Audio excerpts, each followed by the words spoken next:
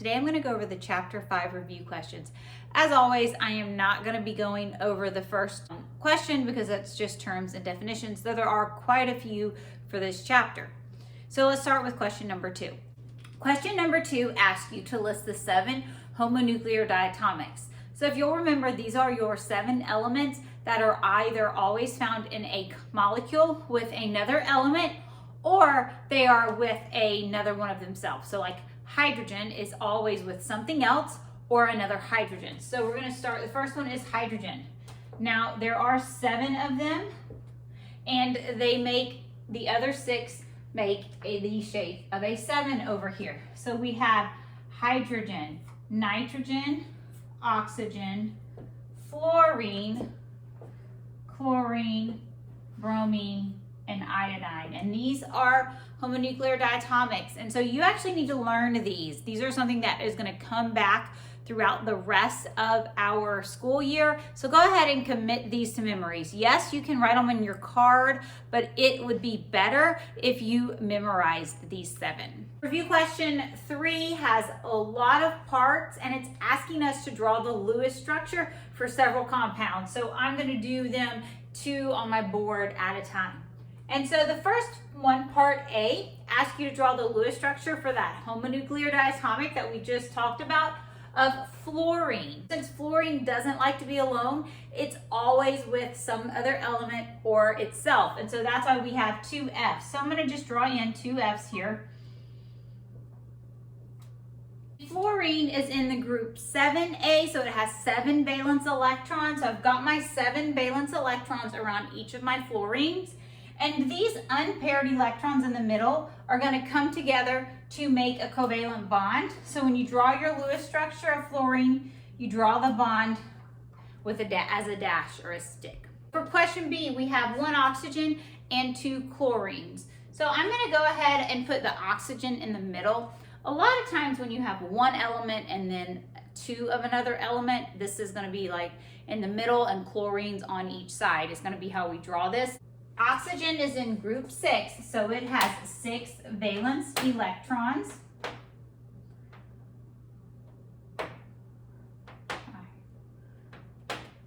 So I'm going to go ahead and fill in my 6. And chlorine has 7 valence electrons, each chlorine. Where I have an empty electron is where I'm going to draw my chlorine.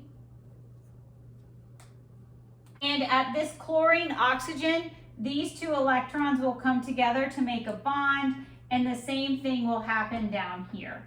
And so this is what OCl2 is going to be looking like. Now, if you're curious as to why I made it the bent shape instead of the linear shape, if you'll remember from the second half of the chapter, we learned that if a compound has 2 atoms off of it and 2 lone pairs of electrons off the top, it makes this bent shape because these electrons have a very strong repulsion force, and they are going to be pushing these chlorines away. 4, 3C, we have an NHI2. And it's always really tricky for students to figure out what's going to be going in the middle. So a way to think about this is hydrogen has 1 valence electron, so hydrogen can only make 1 bond. An iodine has 7 valence electrons, so it only has that 1 spot for 1 more 2 to make 8, so it can only make 1 bond. But nitrogen actually has 5 valence electrons, so it has 3 open spots around it, so it's going to make the most bonds in this case, and so it's going to be my middle central atom. So I'm going to start with nitrogen, and it is in group 5, so it has 5 valence electrons.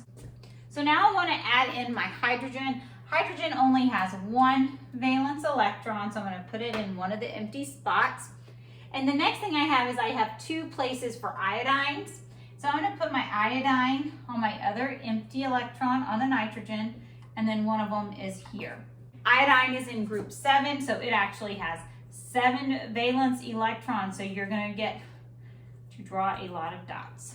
What's going to happen is these electrons are going to make a bond between the iodine and the nitrogen, and between the nitrogen and the hydrogen. And so this would be your Lewis structure for this compound. If you're curious, even though the question in the book doesn't ask about the shape of this, once again, we have a central atom with a lone pair of electrons. And so that lone pair of electrons is going to push these three things down below it. And that makes this pyramidal shape. So an example would be this middle one is the nitrogen, and on the outside I've got green representing hydrogen and iodine. And on the top, you have this lone pair of electrons that are not actually, like you can't see because I don't have anything representing them, but it's pushing these down, and so it makes what we call a pyramidal shape. For D, we have S2, which is 2 sulfurs, and sulfur is in that 6th column, so each one is going to have 6 valence electrons. So with sulfur, with its 6 electrons, when I put them in, you have 2 unpaired that are going to meet in the middle, and those come together to make a bond. But you also have these 2 lone electrons down here, and those are also going to come to the middle and make a bond. And so S2 has a double bond in the middle. For part E, we have 3 different elements and a total of 4 different atoms. So we have a C, an S, and an I2. I told you in the comprehension check questions that if you have a compound with carbon in it, at this level, it is your best guess that carbon is going to be your central atom. Carbon can make 4 bonds, and it has a lot of space to add things act off of it. So carbon has 4 valence electrons. The next thing I'm going to draw in is I'm going to add a sulfur.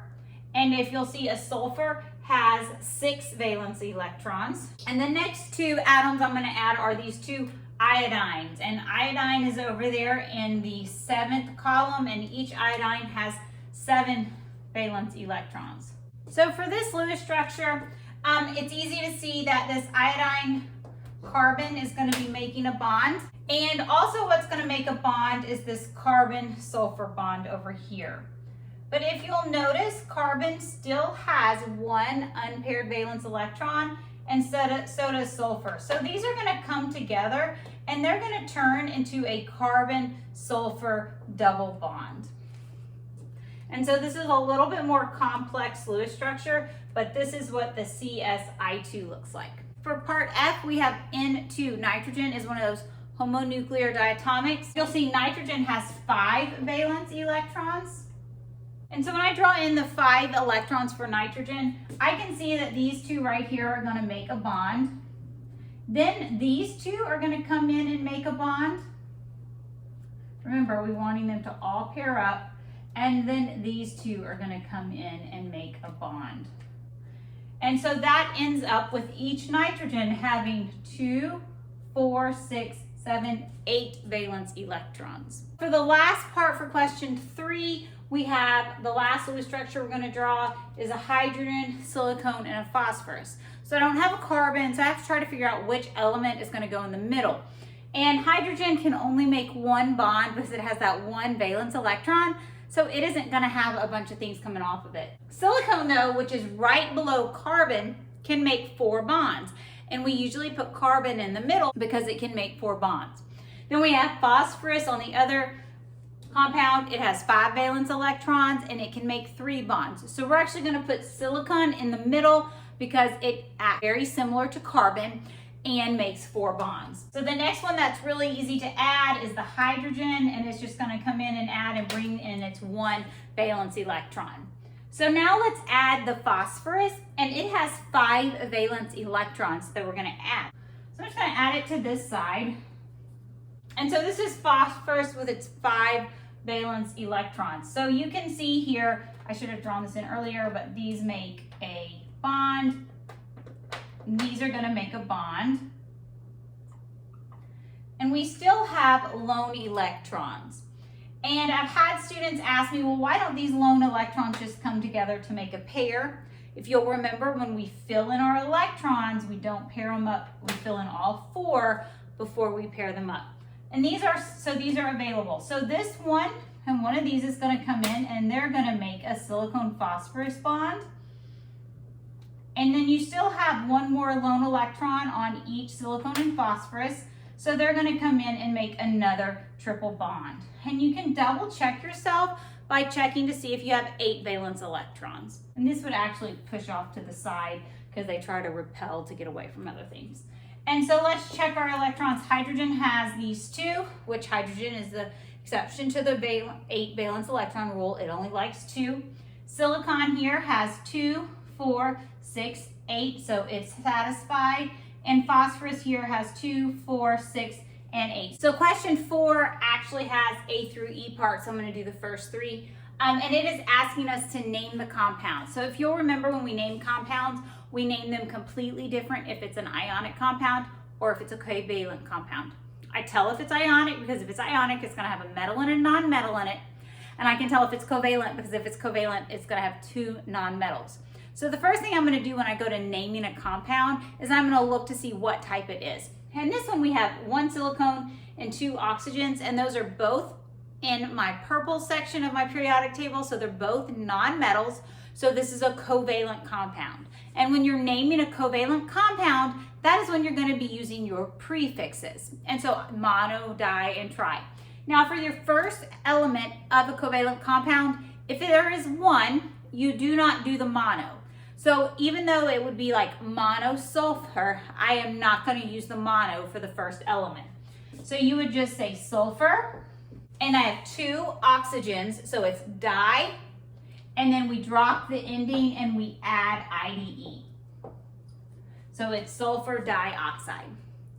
So for part B, I have a phosphorus and 3 hydrogens. And so hydrogen is a nonmetal, even though it's on this side of the periodic table. And I have phosphorus, which is also a nonmetal, and it's over here. So we also have a covalent compound.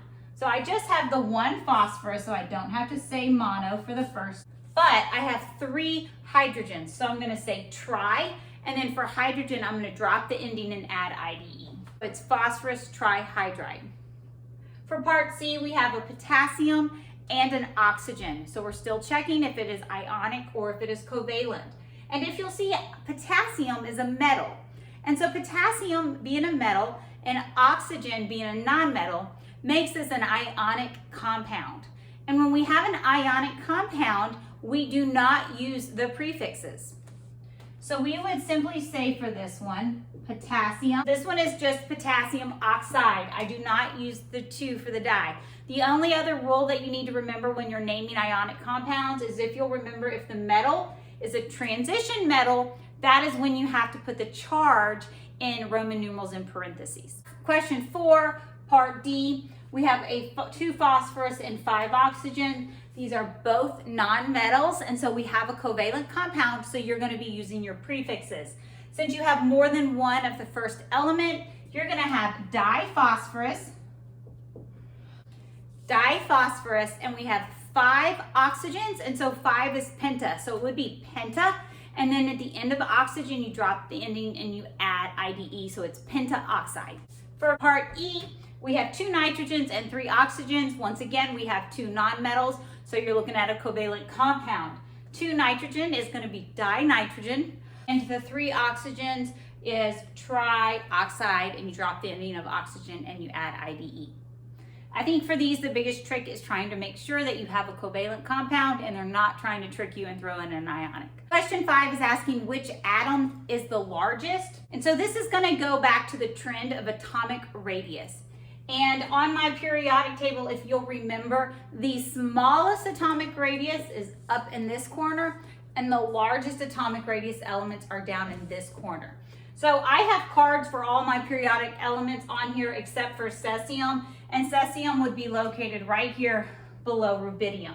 So we have copper, cesium, calcium, and cobalt. Cobalt is a transition metal. So to find the largest, you're going to be looking for the element that is closest towards this corner of the periodic table, and that element is cesium. So of these, the largest is cesium. Question number 6 is asking, what is the most electronegative element? So this goes to the periodic trend of electronegativity. And electronegativity are atoms. If you have a high electronegativity, you are an atom that pulls electrons to you stronger in a bond. And so the most electronegative elements are towards this corner of your periodic table. And so you're going to look at these elements, and I'm just looking for which element is closest to that corner, and that is going to be the most electronegative. We have gallium, which is right here. We have barium, which would be down here under strontium, pretty far away on the electronegativity. We have arsenic, which is here. We have sulfur, and then we come up here to oxygen. And so the one that is the closest towards that top corner is oxygen, and oxygen of all these is going to be my most electronegative element, meaning it is going to pull the electrons to it stronger. So back to that electronegativity from number 6. When atoms pull electrons to them stronger, let's say you have a compound and one part of the compound has a stronger electronegative, it's going to pull these electrons like it's in a tug of war pull, and it's going to pull them to it stronger. And so the electrons are going to like be leaning towards that side of the compound. Well, that side would then be negatively charged, or a slight negative charge, and the other side is going to have a slight positive charge. So for question 7, it's asking what of these 3 compounds is going to be purely covalent. Now, if you'll remember, a compound can either be polar covalent, where there is a pull or a charge of electrons towards one side, or purely covalent, where there is not this pull or this tug of war of electrons. And so we would look at the electronegativity of these compounds. Now, they did not give me a number for these to compare, but I can look at where they're at on the periodic table. And hydrogen and iodine is all the way down here, so it has a lot stronger electronegativity than hydrogen, and so it is going to pull the electrons towards it, and so that is going to be a more negative part of the atom. So this will not be purely covalent. This one's going to be polar. The other one is carbon and fluorine, and if you'll notice, fluorine is all the way up here. It is the most electronegative element we have up there. It is going to be pulling electrons immensely to it, and so this is going to make for something that is not purely covalent. But when we have 2 iodines, it's like having 2 things that are equal to the exact same atom, and they're both pulling on those electrons with the same force, and so nobody wins the electrons. They're going to have the same charge on each because they're both pulling with the same. So this one is going to have no polarity to it, and it's what we call a purely covalent compound. And if you'll recognize, this is a homonuclear diatomic. Question 8 gets kind of confusing when you first read it, but it says, is it possible for a molecule to have a polar covalent bonds and be a purely covalent molecule? That sounds really confusing, but it's asking, is it possible for a molecule to have some polarity bonds, but for the whole molecule to be not polar? So let's look at one that we had in the last question where they talked about CF4. Carbon can go in the middle and it makes 4 bonds with fluorine all around it. Now, fluorine is a very electronegative compound, so fluorine is going to actually pull the electrons to it. So this carbon-fluorine bond is a polar bond, which means there's electrons pulled towards one part of the compound. However, there is equal pull all around this carbon because each of these fluorines is pulling electrons. So one side of this entire molecule is not have a charge. It's more of an equal pull. So the answer to this is yes. It can have polar bonds, but still be a purely covalent molecule. Question number 9 asks you which type of these molecules have charges that are freely to move around on the molecule. And the one that has electrons that are free to move around are these ionic bonds. If you have a polar covalent bond or a purely covalent bond, if you'll remember, these electrons actually make a bond together, and so the electrons are not still freely moving around a molecule. Question number 10 asks you which of these have charges that are weaker than the charge of like a proton or an electron.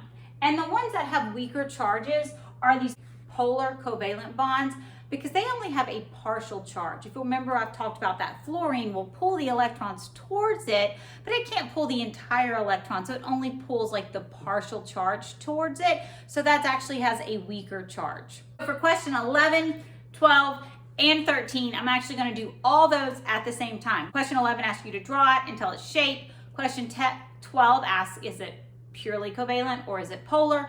And question 13 is then wanting you to say if it can be dissolved in water. So I'm going to do it for all 3 questions at the same time. For part A of 11, 12, and 13, we have a silicone tetrachloride. So we have 1 silicone and 4 chlorines. If you'll remember, silicone is similar to carbon. It makes 4 bonds, so we're going to put silicone in the middle.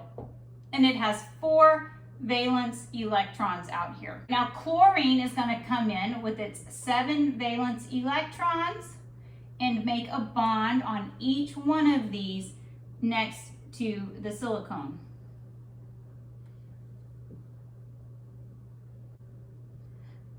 So when I fill in my chlorines with all their electrons, we have a lot of electrons floating around here.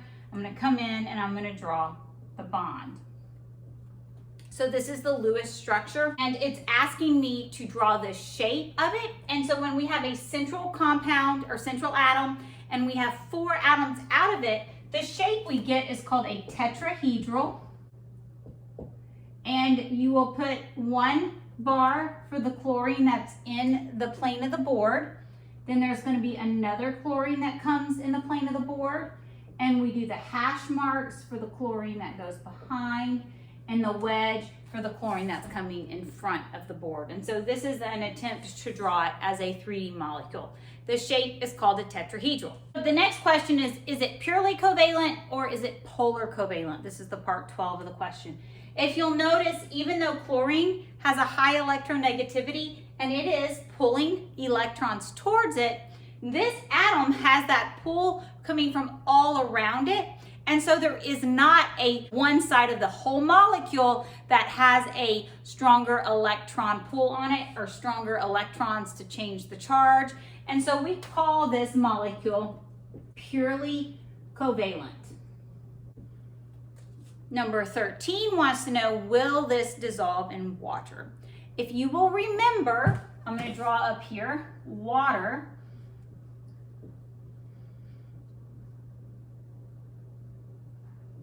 has this bent shape because it has these 2 lone pairs of electrons, and water is polar, and we say like dissolves like. So for something to dissolve in water, it needs to be a polar compound. And so this is not a polar compound, so it would dissolve more in oils, but it will not dissolve in water. So for B, we have the compound H2S. And since hydrogen can each only make 1 bond because they have 1 valence electron, and sulfur has 6 valence electrons, I'm going to put the sulfur in the middle. So I'm going to go ahead and fill in my 6 sulfur electrons. Remember, we don't pair them up at first. And then I'm going to fill in the hydrogens that come in on the sides.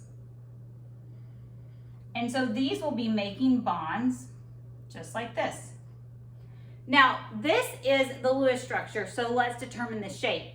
When you have the shape and you have 1 atom and coming off of it are 2 atoms and 2 valence electrons, it's going to look a lot like water, and it's going to be the bent shape. And so this is how you would draw a bent shape. Now, it has these lone electrons up here. So is it purely covalent or is it polar covalent? Well, these lone electrons up here pushing these hydrogens down are a lot of electron or negative charge on the top of this molecule. So it is a polar covalent molecule.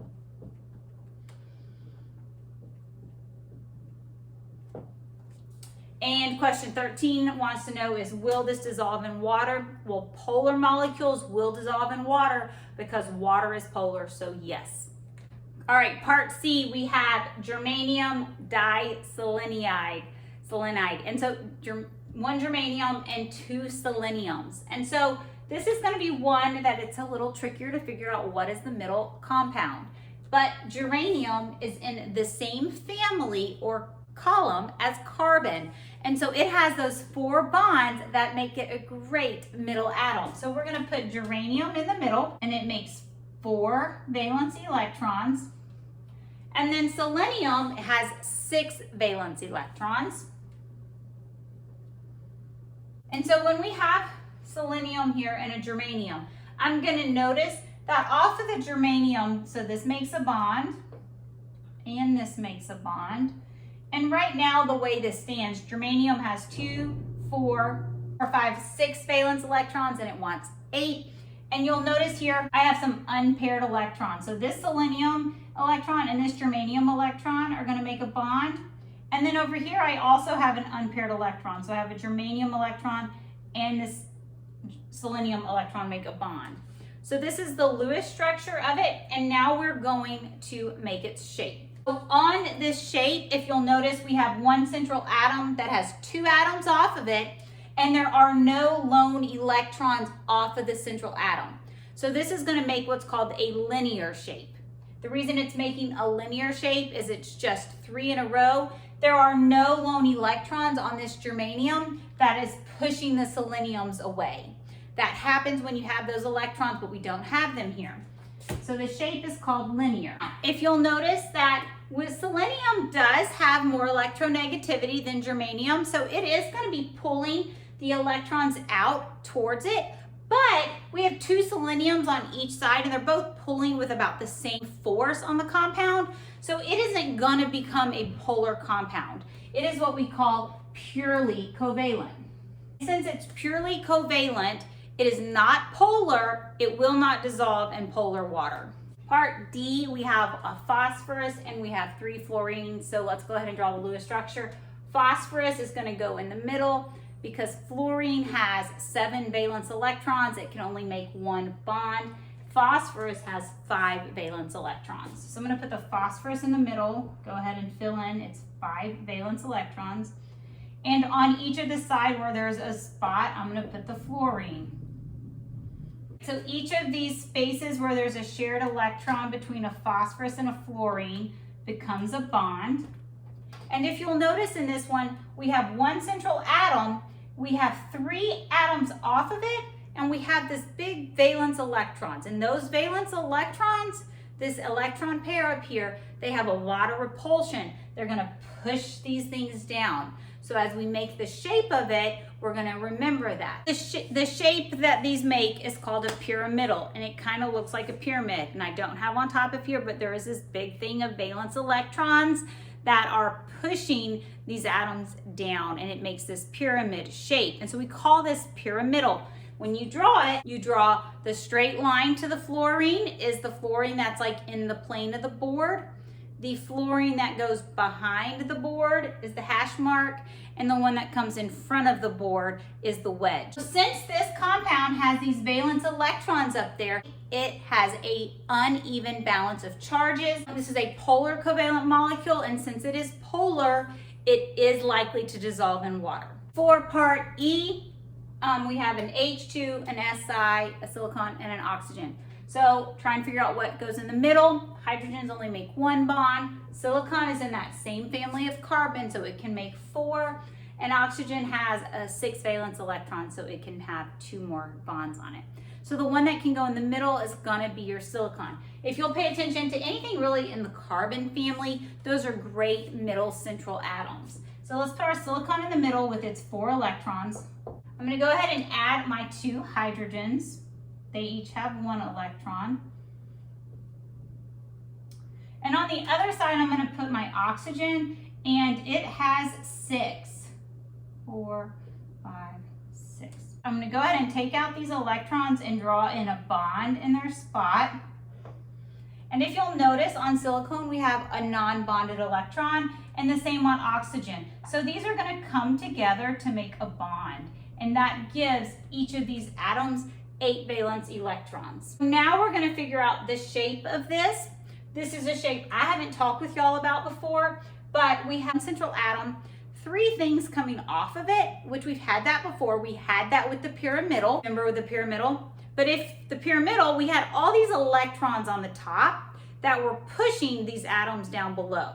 But on this one, there are no electrons on the top.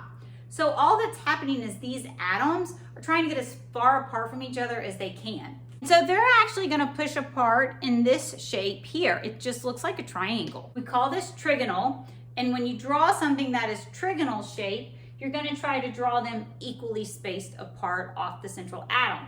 Now, if you'll notice though, our electrons are on our oxygen and we don't have any on the hydrogens. Oxygen is more electronegative than silicone, so it is going to pull, I'm going to put an arrow here just to show you, it's going to pull the electron towards it. Hydrogen is also more electronegative than silicone, so hydrogen is going to be pulling electrons to it.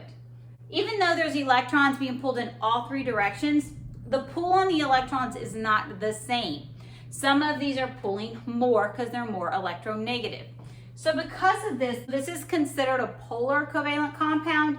This one's a little bit tricky for me to figure out. I know that's confusing, but it also, another hint, are these electrons on the outside of the oxygen. They're only on one side, so it definitely has a pull.